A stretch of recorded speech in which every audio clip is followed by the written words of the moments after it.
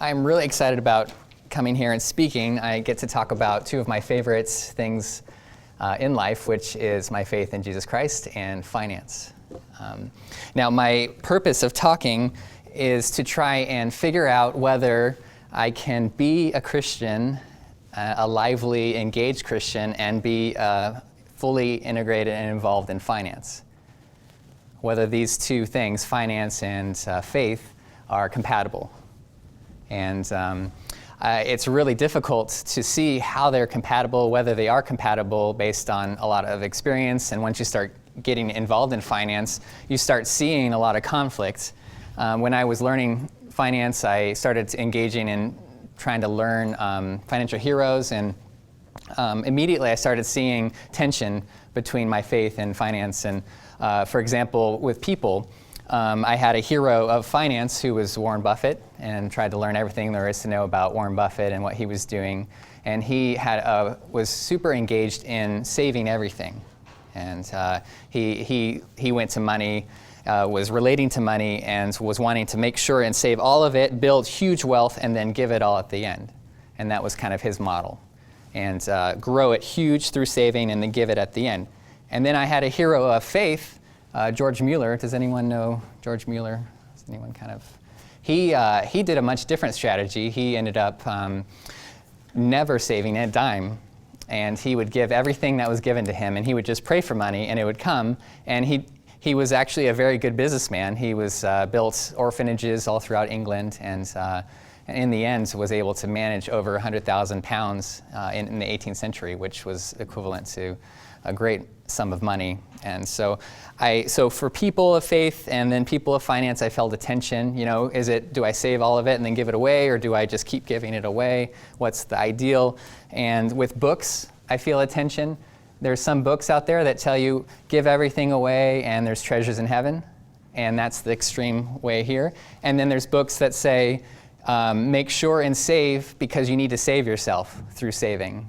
And that's kind of the extreme over here. You have full financial responsibility, and you better engage in saving as a priority, otherwise you're going to fail in life. And so I basically, my life, I've tried to figure out, all right, I love finance and I love Jesus Christ, and is there a middle ground between these two? I don't think I'll ever be Warren Buffett, and I don't think I'll ever have the kind of faith George Mueller had, and I don't think I should just give everything away, but I also don't think I should just save in such a way where I'm trying to save myself. I want to engage in sacrificial giving and imitating Christ. So the balance I felt most acutely when I was in an office with my boss when I was working at Brandis, and we had a nice, comfortable conversation. We were sitting in his office, and it was a nice shiny wood oak desk, and then the Bentleys were parked outside, and it was really comfortable, and we started talking about spiritual issues, and I decided, let me try and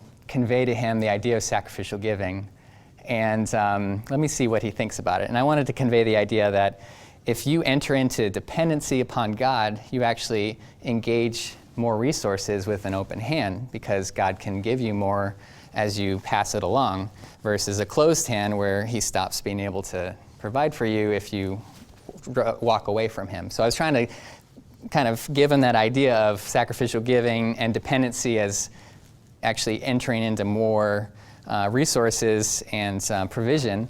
And his face, I never remember his face as I was talking.